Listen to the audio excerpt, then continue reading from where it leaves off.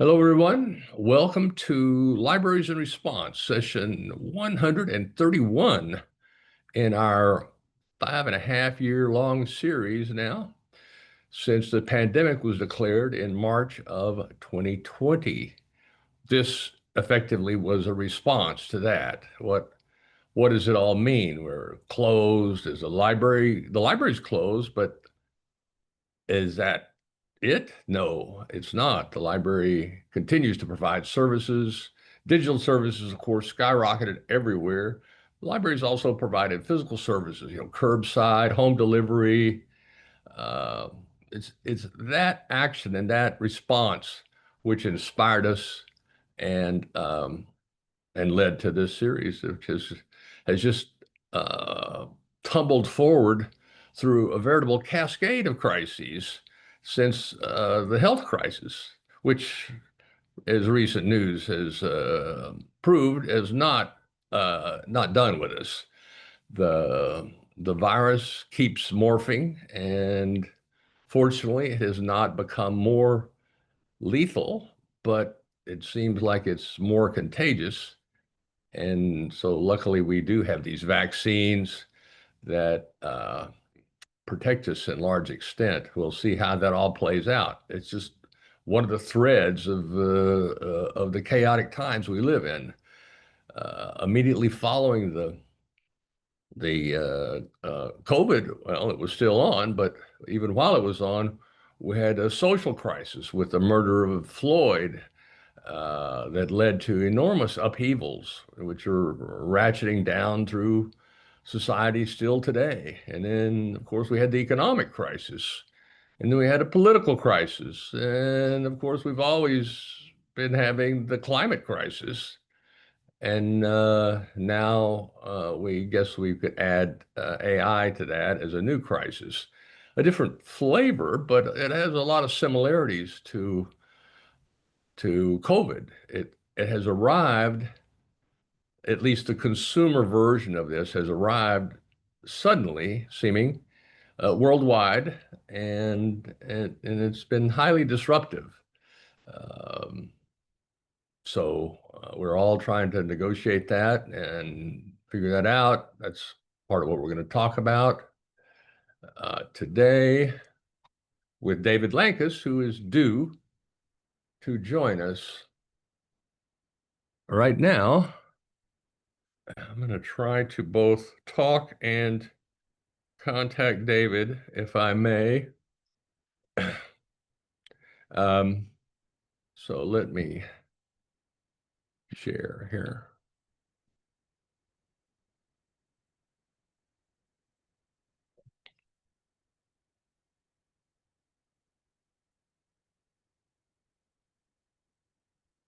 This is the title of David's book. And one of the questions we have for him, of course, is where'd you get that title? And I'm sure he will provide a detailed answer on that. August the 14th, 2025. It's unbelievable that we've come this far. We are the Gigabit Libraries Network. My name is Don Means. I'm the director of GLN, and our partner in the series is IFLA, the International Federation of Library Associations and Institutions, and they're a longtime partner in connectivity issues primarily that have we've worked on over the years towards universal public access has been the thing that has bound us. Hi, this is David Lankes. Sorry, I couldn't take your call. Please leave a message. David, we're looking for you. I'm online here doing an introduction to the session for you and lacking you. So we're waiting for you. All right. Well, I'll see if he gets it. So David is our speaker today. and notable scholar, speaker, writer, teacher, advocate, a great list of roles that he plays across a large number of domains.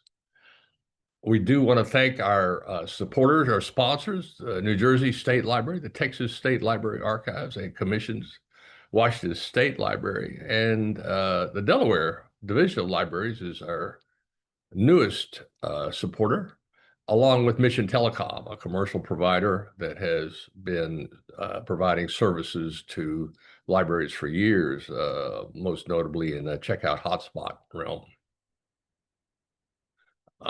Since we started, we've had 130 sessions. These are all recorded, of course, on our YouTube channel. I don't know what the number of speakers is. It's definitely over 250, and we've had over 12,000 registrations.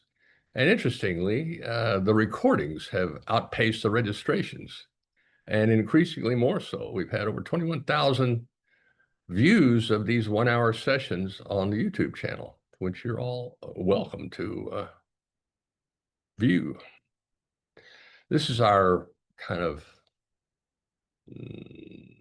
emblem, I guess you could say, of how we feel the circumstances that the world is definitely under siege from these challenges, and the libraries are right there behind the world, surrounding the world.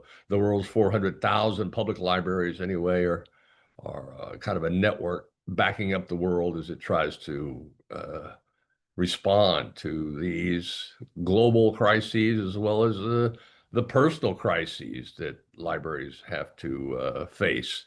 Just every scale of crisis seems to land on the library's doorstep. This, of course, is the climate crisis data. We've started tracking this, well, in that first year, and this graph has done what you would expect it to do. It's grown and grown.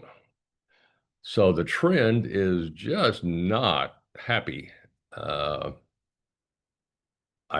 I just read that Death Valley lost its preeminent spot as the hottest place on the planet.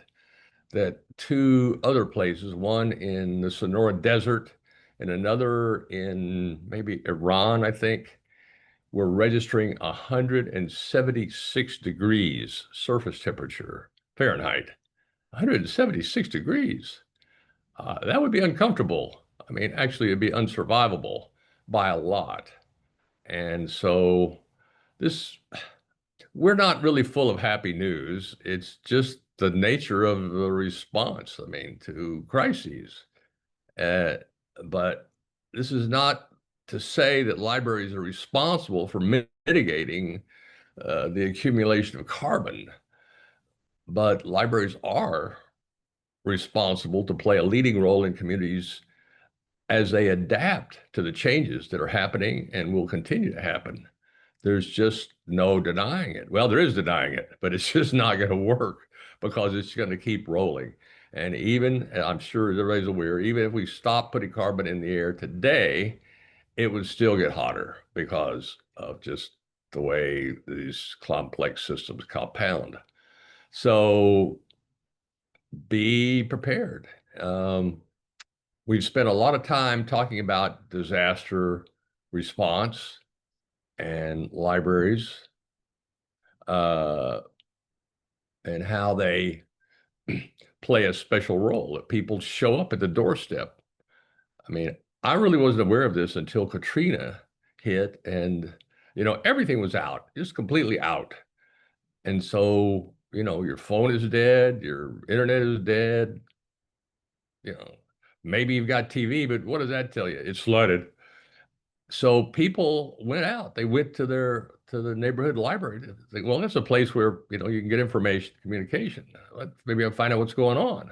People just show up, and the libraries just responded. People were bringing portable generators to the library. At least they could charge people's phones. That was a good thing because communication is really a top priority among people who are in such situations.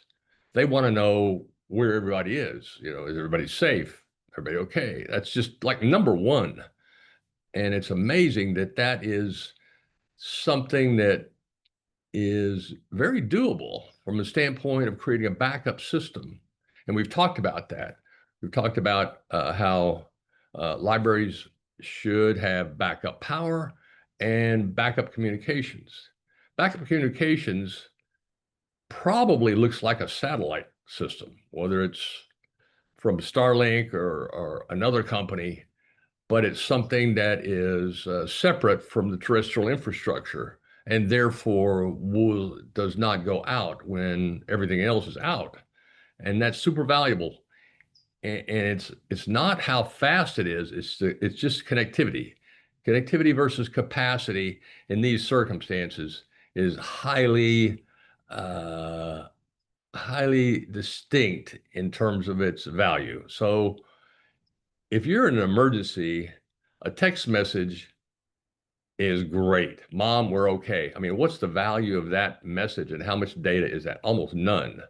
I mean, you may not be able to stream Netflix, but that's just not the priority in that situation. So these minimal communication applications are extremely valuable, and it doesn't really take a lot. And it's not about latency. It's just about connectivity.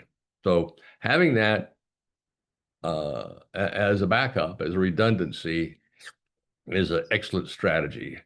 Um, we've talked a lot about the BEAD program and what they're doing with that and what they're allowing, and then they've kind of gone back around with changes to allow this wireless.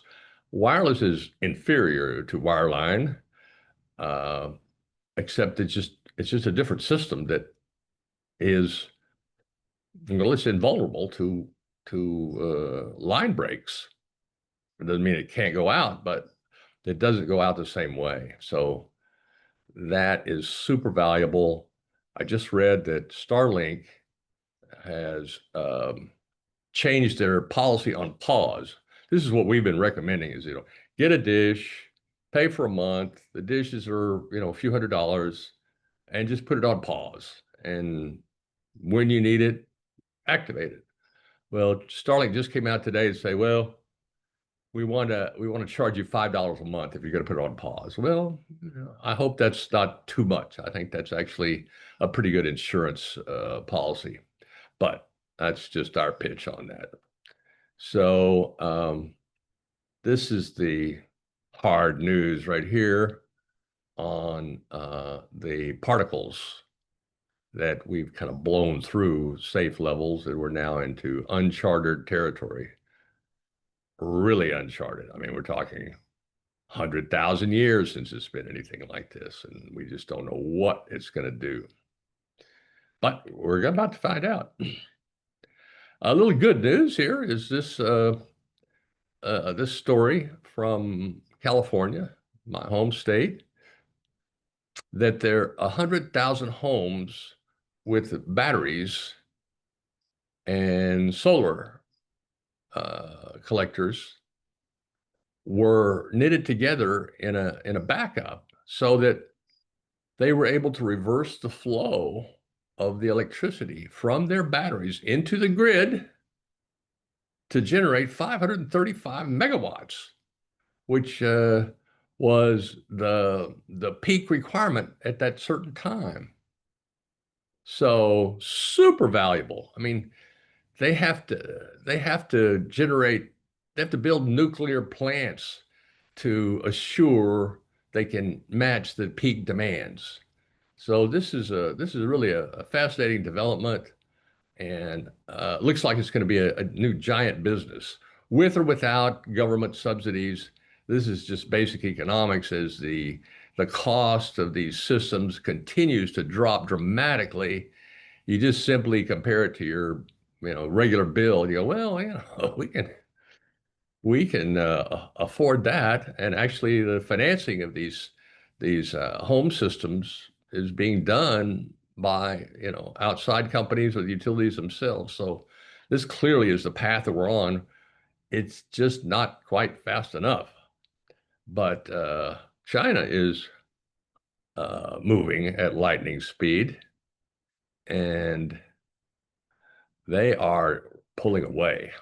I mean, economically, it's a big challenge for the U.S. economy to let China just control all of these rising markets. It seems to be what we're exactly doing, not just passively, but actively in reverse, which is just so stunning and disheartening, if I can say that. But from a global perspective, we're happy that someone is really, making a difference, and they are. And they're exporting these technologies. I mean, they're using them, of course. They're exporting them to these developing markets and countries who also want to have electricity and internet and lights and the rest of it.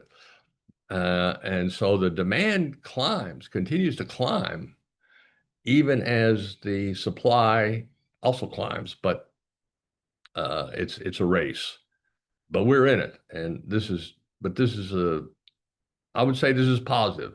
I mean, I'm no fan of the Chinese government, but it is hard to say that they're not leading and contributing to a solution to a global challenge. So they get that anyway.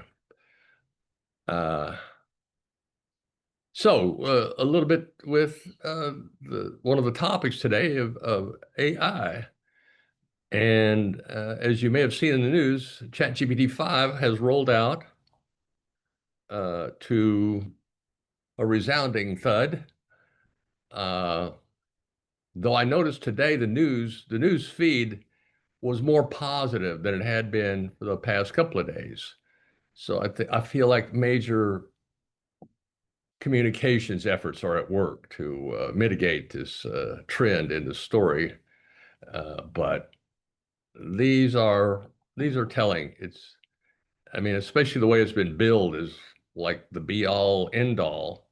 And then it comes out and it has a couple of features, and it also doesn't work as well in some regards. And so uh, we're all wondering if this is a big empty bubble. Is this a giant Y2K?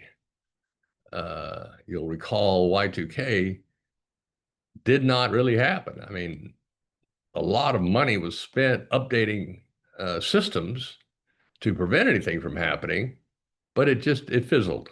Um, and so this could be analogous to that, but the amount of money here is just, I don't know, 1,000 times more than we spent on Y2K upgrades.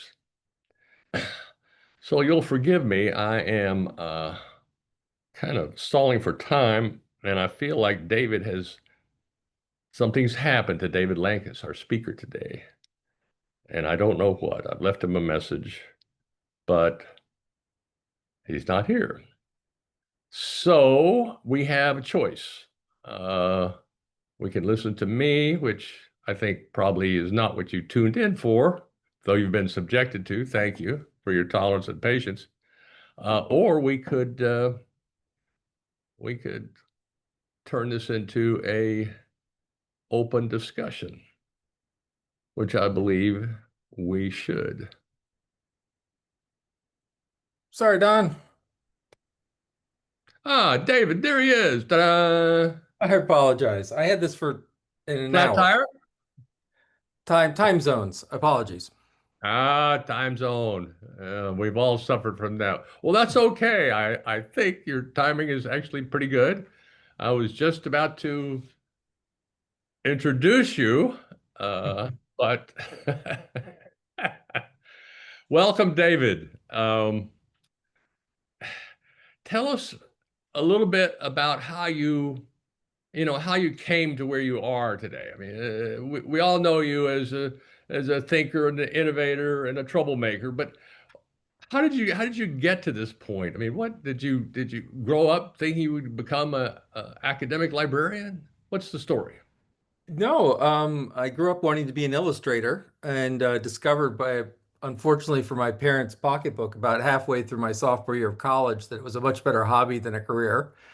Got involved in doing a lot of learning when Macs were first coming on in the sort of early 90s, working on education technology, laser discs back in the time, and helping people put together demonstrations. Started working with people in information science. They recruited me into the doctoral program, which I said yes, and happened to be assigned this brilliant advisor named Mike Eisenberg, who had this crazy idea in 1992, which was, what if teachers could use this new internet thing before web, before the Gopher, before any graphical user interfaces, to ask questions about education? And we started it. It's called Ask Eric. Eric wasn't a guy, it was the Educational Resource Information Center. So it was a government-run clearinghouses. And that just turned into building the first, one of the first 100 websites, building the first website for CNN and the Discovery Channel and all these other things. And throughout my doctoral program, the questions and concerns I got more interested in, the program was in information science. The more I realized that the community I was increasingly listening to and caring about was the library community. And that just took me into when I became an assistant professor. My research area was looking at libraries and how they work on the internet. That evolved over time to looking at how libraries are part of community, shape community, and it just sort of evolved from there. I'm a great believer in being well prepared for accidents and happy accidents, and so it's just a nice one thing led to another, and now I'm in Austin, melting under the sun. One thing led to another. That's the way of it, isn't it? I mean, you don't have to go that way, but it seems to open up like that. So fascinating. Um, we were involved in the 80s in a project, a prospective project with the Chamber of Commerce called the Community Learning and Information Network. Jack Taub was involved. He was a guy back from, I don't know, one of the early networks. But that whole idea was that schools basically could create a community scale network that everybody could use. And we've stayed on that. And that's kind of a predicate for the Shelby Coalition, which came along much later, but it's kind of happening now. Um, let's uh, let's get to the subject here. This is a really interesting title, uh, Death, AI, and Librarianship. So how did you come up with this title? Well, in some ways, it's a continuation of all those happenstance I mentioned, because back when we were starting this Ask Eric thing in 1992, back when, the free nets had been going on in the 80s, as you've mentioned, and we were looking at what if we could bring the internet into classrooms, a lot of education. Um, there was a very clear sense of optimism. You see it in the Electronic Frontier Foundation that was formed. You still hear it in Brewster Kahle and the Internet Archives. You see a lot of the things that were there. The assumption was that by bringing networks in to schools and then larger into libraries and such, we were going to be connecting people. We were going to be connecting people to and informing people. And in that process, we were going to be making things better. And what has been remarkable, um, what has been difficult, is keeping that optimism as we continue to evolve into there till we realized. I mean, even looking at the fight, we just went through a fight to continue something called the E-rate fund in schools, where the well, technically, the money that comes is pooled from internet service providers is sent back out to public libraries and K-12 schools to create connectivity, to give them better connections. We had to fight to keep that going. Rural broadband initiatives are now being cut in bringing broadband elsewhere. And so even that optimism of if we get people connected and such is beginning to be stressed. Um, and so looking at the evolution of how we use it, looking at that technology and realizing that that technology is not inherently going to bring benefit on its own. Those themes came in. And so as I was doing a series of lectures around the country, that's why it's called Triptych. It was three themes, three lectures that I'd given, and I pulled them together. These were the themes that were emerging. Clearly, it's about librarianship and libraries and their role in communities, hence death, AI, and libraries. Clearly, AI is a technology we can't ignore. And one of the interesting side effects is having used AI to help create portions of the book and being very clear about that, and which parts, not the writing, but the images, things like that. I accidentally created a nice little Rorschach test for libraries on, what do you do with something that comes from a known library scholar and library journal, and it has AI in it? Does that mean that we now collect AI?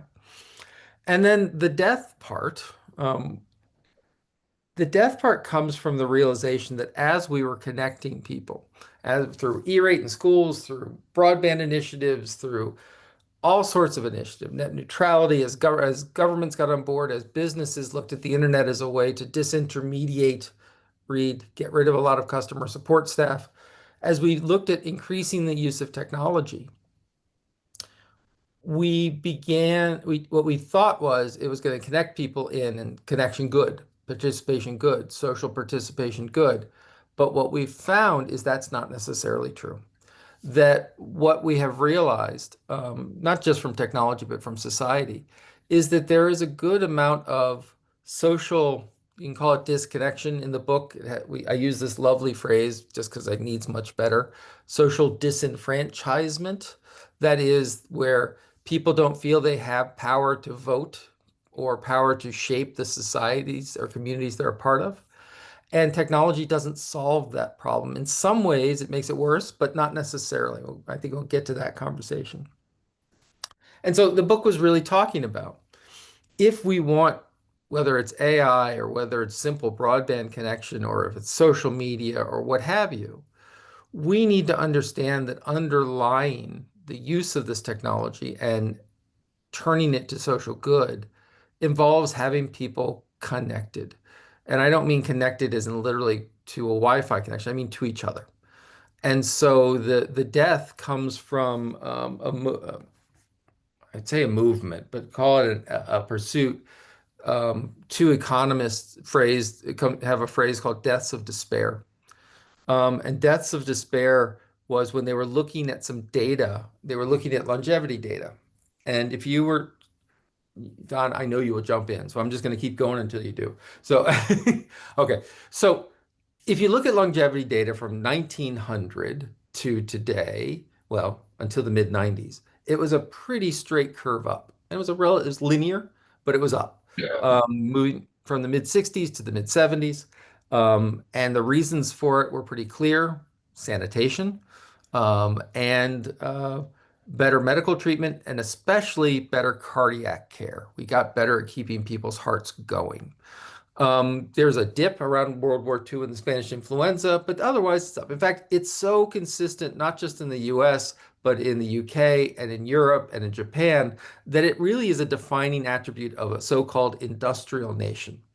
And so what happened in the mid 90s that started taking it dipping down? And they originally saw this data in middle-aged white guys, which if you live in the US, this is not where you would think we would have this is where we think we'd be spending a lot of time, and why aren't we benefiting from this? And they were looking at, and they found that these middle-aged white guys were dying of a combination of three things. One was suicide. Suicide increased in this population. Suicide, by and large, had been a situation of highly educated but younger individuals. Now it was happening in the middle age.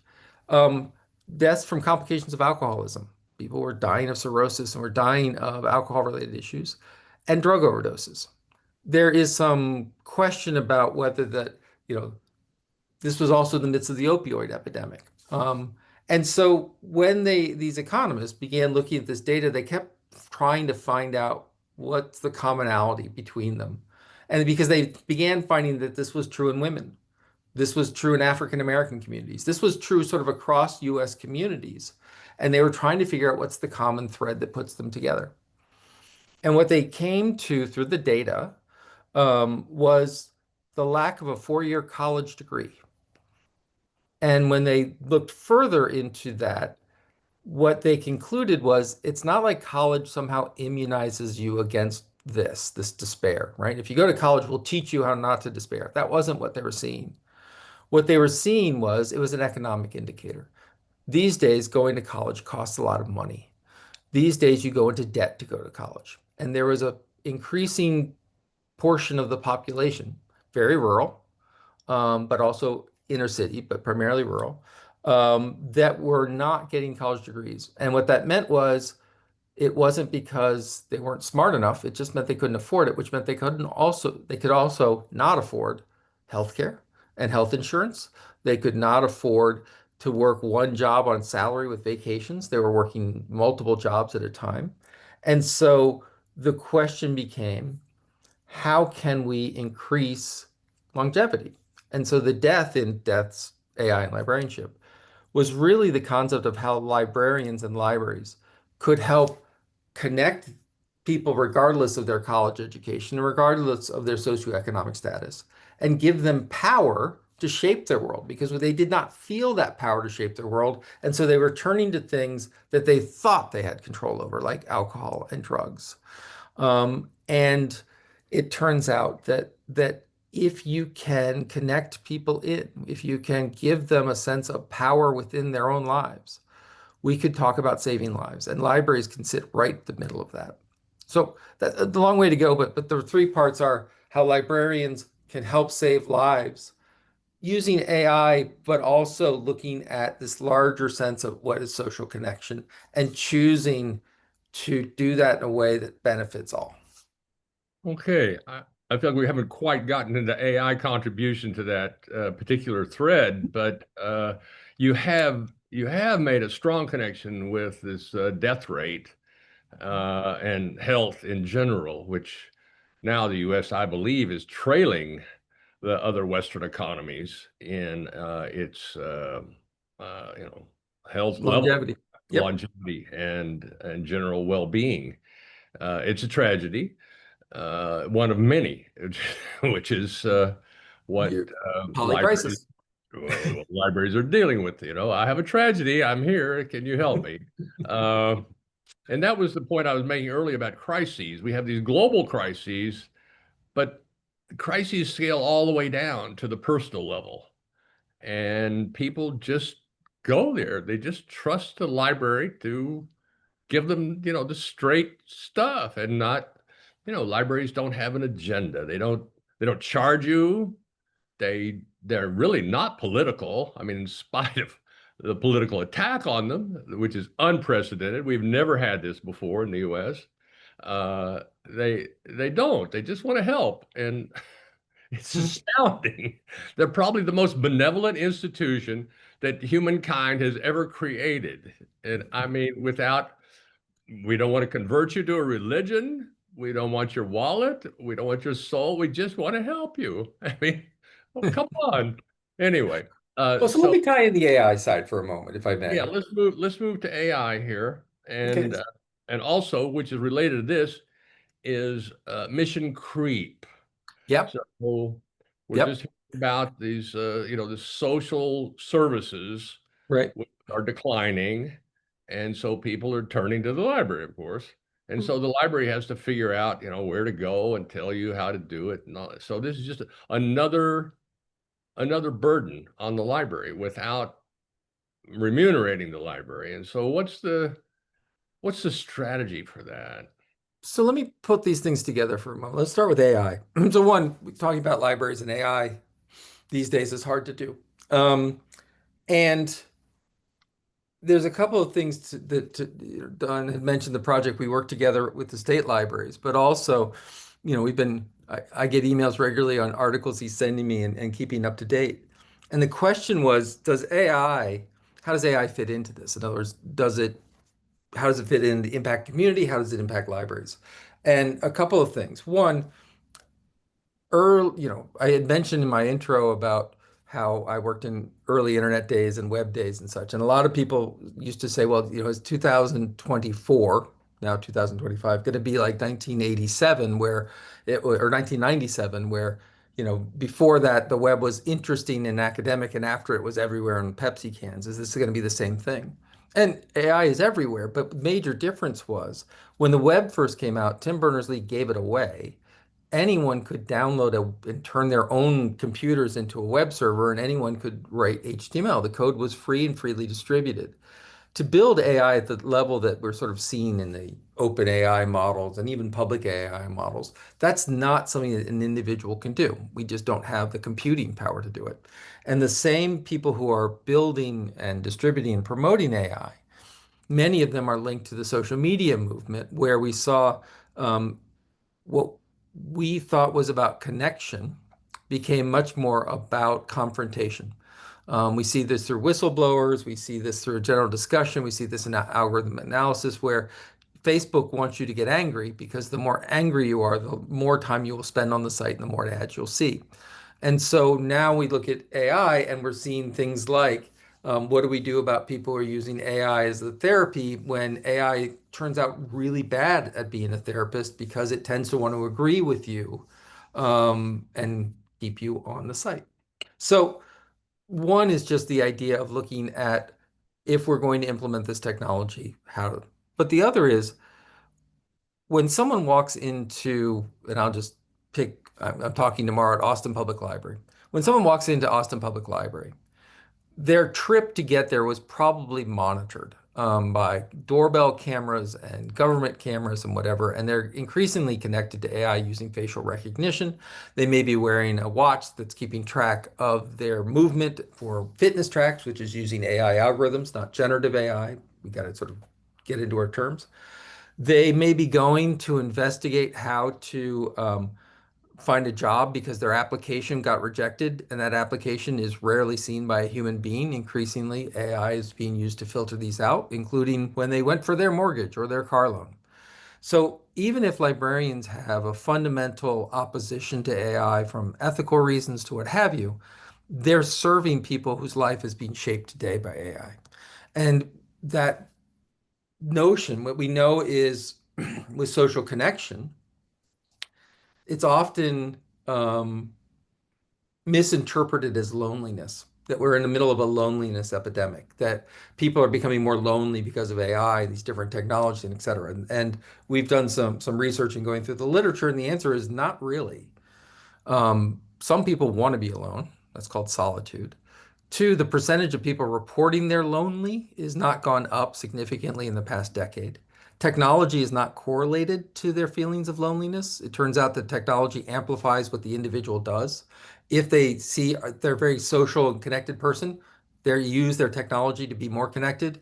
If they are insular and lonely, they will get more lonely in using that technology. But the other thing is that loneliness is an emotion, and it's actually a positive emotion. It's kind of like hunger, right? We have this emotion because it seeks resolution. The reason we are social is because loneliness says you need to connect. Now, there's chronic loneliness and depression, but most people who report loneliness, it's periodic. New parents, you're just suddenly stuck in a house with a newborn, you get lonely. A new job, you lose colleagues. New city or location, change of status, you're going to college, you're graduating from college. These things lead to a feeling of loneliness. And so when we talk about libraries making a difference, first of all, we want to make sure the tools like AI don't exacerbate a problem.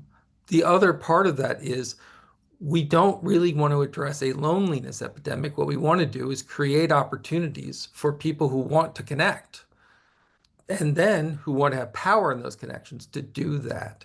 It's one thing for a library to offer story time, but if a person's working 3 jobs, they're never going to be able to get there. So how do we look at social conditions? How do we look at AI? How do we look at all this to improve people's participation? And then hopefully through that, improving society and lifespans and such. So AI is in the book. It's not a book about AI, but it certainly talks about how it's part of this condition. You're describing loneliness as an emotion, as a phenomena that's being sort of overreported, Mhm.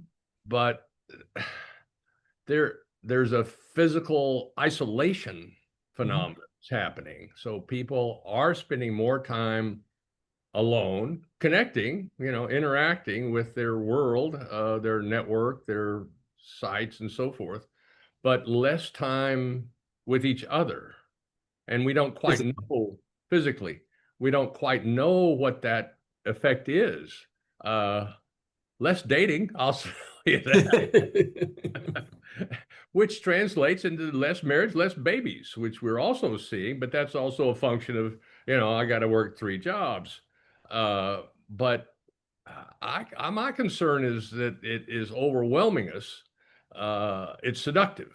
I mean, it plays exactly to our inclinations, our buttons, all these things you just described, and we become kind of just scrolling addicts. And it's just easier than going out and joining a club and dealing with people in person. So how does that But relate? when you look at the data, that idea that there's a difference between solitude where they want that and loneliness where they don't. For example, take the return to office issues. The idea is that people don't go to the office, so they're losing that social connection. But the answer is they're staying in their neighborhood where they have a stronger social connection. They don't have to have an hour-long commute back and forth from someplace so that they have more chance to connect with their family, to connect with other people and individuals. So it's a complex situation that they're in. And as I say, the studies looking at things like social media and looking at the use of technology, it will facilitate inherent traits. In other words, people who seek out connection, I would love dating is impacted, but the truth is, I would never want to have to date today because I don't know how that would work online. But I know there are other people who are going, so you met her in the lobby of a building and that's how you met, right? So there's a change and we have to understand how that works. But I also want to take you raised the question about, all right, great, yet another thing that libraries have to do. And the answer is not really, because a lot of what libraries do already contributes to creating connections, creating social participation, creating empowerment. What I'm trying to do is get people to realize that's what we're trying to be, and to take that on because as a narrative. So there's a lot of talk about the power of narratives and stories. And so you had mentioned book bans and Moms for Liberty and such. They have a narrative. The narrative is a trap. The parents write narrative is a trap. When they come in and they say, I don't want my child to read this book because it's pornographic, the librarians, library staff say, good news. You don't have to. As a parent, you can control what your kids can read, thinking that's the answer, when in fact it's sprung the trap, which is, so it's okay for all the other children to get access to pornography, and then suddenly you're in debate about pornography and access and etc. As opposed to, this is a narrative saying we're here for people to learn, to interact, but also to connect. When we offer services, whether it's story time, whether it's, real traditional services, book groups, when we're talking about speaker series, when we're talking about these things, we do those, but I'm trying to put them in the context of why we do those and how do we reach out. And so I'm not promoting a series of very specific services so much as recognizing that it fits into a narrative that is crucial to our communities. When the Surgeon General under the previous administration put out a sort of social disconnection worry, where social disconnection was equivalent to, I think, was it 5 or 15 packs of cigarettes a day? Um, that's not good data, it turns out, because once again, how people report lonely or not. We've seen, for example, libraries take on Narcan, where people coming in with drug addiction and such, one of the from deaths of despair, can save their lives. And good news, the NIH, when we still had an NIH, was reported a dramatic decrease in the number of drug overdoses, deaths from drug overdose. The problem is it's because of the availability of Narcan and these kinds of direct counteragents, not because of the reduction in the use. We don't have any evidence to show that people are less addicted or moving to these drugs and these chemicals. And so, it's a matter of perspective. When we started with the AI study for the states, the question was workforce development. I'm talking with Texas. Texas said, when we talk about AI and our angle on AI, it can't really be AI literacy and education because that's another part of the government and whatever it is. And what it turned into was workforce development, because if libraries can be demonstrating with this new cool technology that they're preparing people for the next generation of tools and jobs, it's really, really hard to say those grooming pedophile librarians do a great job of preparing tomorrow's workforce, right? It messes up that narrative. Same thing to say when people come in and talk about the distribution of pornography to people in the community, saying those pornographers are extending lifespans in the community because they're helping them to become empowered to do things like challenge materials in libraries. It's just trying to get a sense of here is a very strong story that we have to tell moving forward. And Yeah. so, yeah. There are powerful stories out there, and that seems to move people more than data. I mean, it depends on who we're talking about, of course. Right. But I just read a story yesterday, the day before, in Kentucky. So in Kentucky, the libraries have taken on the role of counseling on foster care. Mhm. So people don't know where to go. And increasingly, they trust government agencies less, but they need those services more. So they go to the library and, to get straight scoop. And so the libraries are picking this up in Kentucky. They're running an experiment. They got a grant for it to guide people. I mean, this is tremendous outcomes on these things. It's a really hazardous circumstance to put children in foster care. It's to split the family. It's just a whole thing. And libraries are then able to help them pretty simply, pretty easily, directing them to available social services that people then trust. And I just, how can you not support that? In spite of the fact of our president saying, I love the poorly educated. Right. This is a political strategy that's been proving very effective, because the Yeah. less people know, the more they're susceptible to, emotional uh, uh, tirades. Let's circle back, if we could, to the state libraries, one of Yeah. your and my favorite topics and subjects and institutions, and the Slate Project, which you led for state libraries and AI technologies. And why was that? Why was that important? Why? What difference did that make? Well, I think it's important for a couple of reasons. One, this narrative notion that as AI was blowing up on the scene, as it still is, but at the time, certainly brand new. Um, we had, it demonstrated that state libraries could be not simply responding to, but in some ways ahead of the curve on that. We saw that, for example, an opportunity, both of narratives, but also knowledge about this, where state libraries, as state institutions, state governments, were really becoming the place where AI policy was being developed. So in the federal level, it's it's blocked. Executive orders aside, legislatively and signing policy that has some teeth to it, it was certainly stalled at the time. And in fact, if anything, the movement right now at the federal level is to not have any policy or remove other barriers. So looking at state executive and legislative agencies and judicial, but looking at state agencies is where the policy making was going to occur. State libraries needed to be part of that conversation. I say needed for two reasons. One, needed to because the states could benefit from the experience libraries had, not only with their content and material, but their service orientation and trust in a time of lack of trust with institutions. But also, honestly, institutions needed, state libraries can always use higher visibility because they often are sort of sandwiched in to people's understanding. So we've seen benefits from this. We see Oklahoma that did a statewide policy that was very pro AI and using AI to change organization, and the state library was part of that conversation. We see that even in Michigan, where there's a real pullback and control around use of technology, this gave an opportunity for people to sort of come out of the locked IT environment and still understand, so they could lobby for what we should provide through the firewalls or not, and do training that way.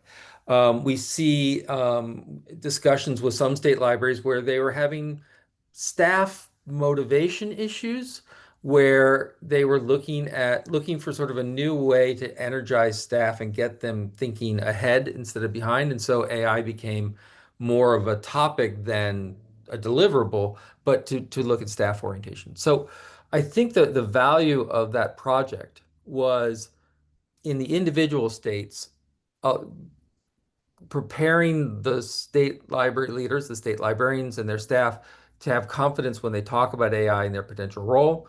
But more importantly, and this is where, Don, I have to give you a huge amount of credit because while the project's ended, Don really taking the lead to keep the conversation going, is that conversation. When you and it's a tough time right now. One of our real big participants was Washington State and the Washington State Library, and uh, doing fun stuff all around. And the state budget has zeroed out for the state library moving ahead, right? That's a bad thing. But still, when Texas is doing something, they can talk to New York. Um, when in Delaware and in New Jersey, there is a real strong interest around AI literacy. And New Jersey in particular has done an amazing work in supporting training systems and an AI ambassador program on top of a technology ambassador program that honestly should be adapted and utilized across the country. And that's another part of this book, which is when we came to the end and we talked to our state agencies, the question was, well, all right, should we put out the statement or the guide or the policy piece around state libraries and AI, like IFLA has, like ACRL has, et cetera. And the response back was no, because I don't think there's anything that we all could agree on. And actually, that's a positive because that goal was to have an informed conversation, not to bring people to a conclusion. So for some state libraries, AI is full steam ahead. For some, it's still not where we want to be. And so, but now instead of saying that because I looked at ChatGPT a couple of times, we could say because they've seen behind the scenes, they've tried it, they've heard what other state libraries are doing. So the value there is it demonstrates how we can have AI conversations among diverse institutions where the goal isn't a standard. The goal is giving you the information you need to create something very unique and hyper local, which is what the great advantage of the US library system is. So the state libraries are not all the same. Right? The classic joke, once you know one state library, you know one Well, state library. this is actually a strength of federalism to allow an Yes. experimentation at the state level and then sharing, successes and failures. And that's what we're trying to do. Thank you for the plug. We are trying to continue this conversation among the state agencies who, as part of the outcome, they did agree on one thing, that they thought it was valuable to know what each other was doing. And so that's what we're going to try to do with it. We're going to convene monthly conversations. We just had our first one. As you know, David was our kickoff speaker last week when we convened the first of these continuation conversations. The other thing that has always struck me powerfully, and I think you've made this point a number of times, is how the state agencies especially support the small and rural facilities. Unlike, Boston and LA that have all these amazing resources, the small libraries lack, especially in technology, the skills, the time, and the ability to undertake this stuff. So the idea that the state agencies could play a role in offsetting that deficiency, those lacked resources, was really it remains a powerful motivation for us to do this. Yeah. Yeah, yeah. Don't you agree that we have it's not just an equity problem, it's a political problem that we don't have. You touched on it earlier that about connectivity, and connectivity is a classic example of market forces at work. Now, in the 90s, telecommunications was a thing, a utility that everybody should have more or less affordable access to universal service. It was declared universal service, like electricity before. Right. And Right. so the strategy was to subsidize the less profitable markets by extracting funds from the urban, more profitable markets. Well, that stopped in the 90s when the carrier said, no, we're not that. We're not. We're just private companies. We're like Intel and Cisco. We'll just invest where we expect return. And so there was just no deployment to even rural, even suburban markets, and especially rural markets, because it's just more costly.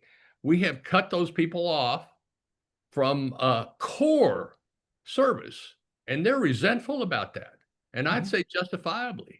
And this is a makeup work that we really have to do.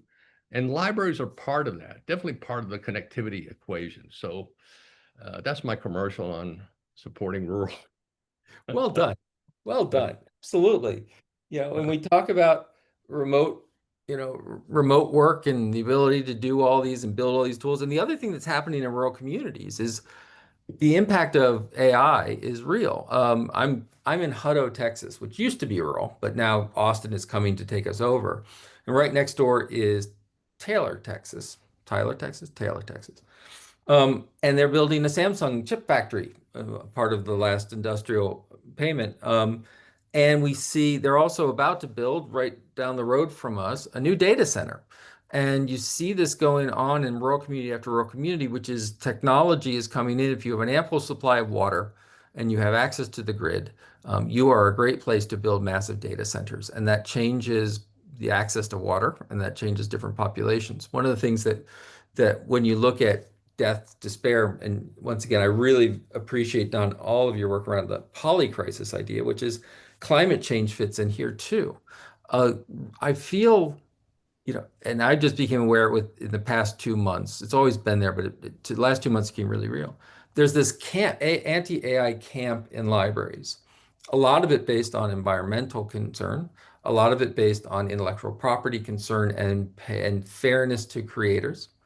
And how do we work with that, right? How do we find that connection? And that's why I usually talk, instead of the idea of AI literacy, how to use AI. I talk about AI readiness. How ready are we to shape AI?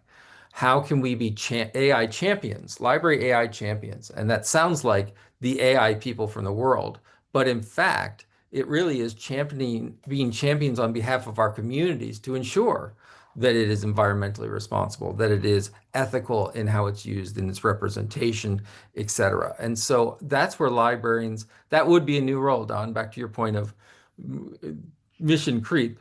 But honestly, it's how information sources can be used ethically. It's hard to find something that's much more right in our wheelhouse. Exactly. It's more like Mission Gallup. I mean, Yeah. if there's a fit between an institution and a technology, I think this is it. The libraries and AI are a match. They're a natural partnership that it's easy to imagine they're going to be learning from each other. That libraries will be learning from AI, they'll be teaching AI, and that AI will be learning from libraries, these ethics and I mean, that's what the model should be trained by as librarians. That would be a good way to create a model. We've got a question here from Christine about the outcome document somewhere. Yes, it From is. Unfortunately, I got right off my mind, but we'll get it out to you. Okay. We had to work with the state libraries to make sure everyone was okay with what we shared. So we're making sure there's a public document. If you check the Slate site, it'll definitely be available there. I'll put that site here. You can search Slate, SLAAIT, and you'll get the Circle website, and it will give you the background and the participants on it. And I think it has a link to that report. If I not, believe so. send me a note and I will send it to you. Happily to do that. There's one more state library that should be mentioned on these things, and that's the Utah State Library, which has entered into collaboration with the Public AI Network, with Mozilla, with the Internet Archive, to build public AI. That is to say, a non-commercial version of AI. And this is a really interesting, difficult, but interesting pursuit. Are we going to resign ourselves that AI is provided to us solely by Mark Zuckerberg and Elon and Bezos? I'm not comfortable with that. I so there's having a a really public option is just my point is that there are a number of people in AI that embrace the library as emblematic of a service that should exist. right. I was just going to say that the reason I'm this AI readiness and the AI champion model, which is different than an AI advocate. Some will be, some won't be. There was just a situation where